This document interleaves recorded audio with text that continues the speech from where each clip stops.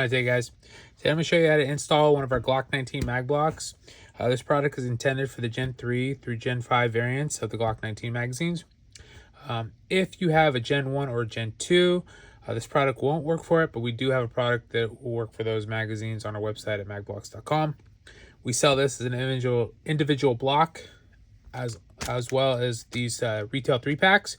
We also have these listed on Amazon. They're a great buy.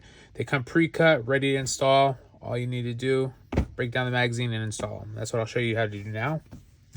Take your handy breakdown tool, break the magazine down, take the floor plate off, remove the retaining plate, take the spring out of the magazine, take the follower off of the magazine spring, okay, and then install the block into the follower.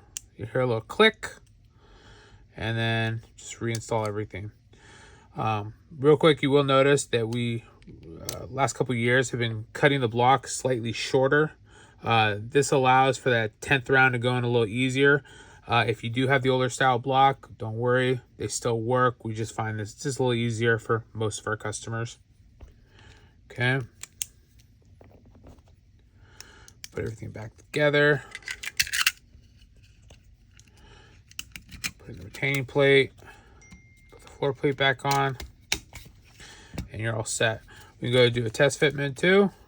Throw a couple rounds in here, make sure everything is working correctly. If you guys have any questions, please reach out to us at magblocks@gmail.com. We are here to help you with whatever we can. We're always looking for positive feedback as well. And there's the 10th round. You see, 10th round goes in very easily, and you will not get that 11th round in.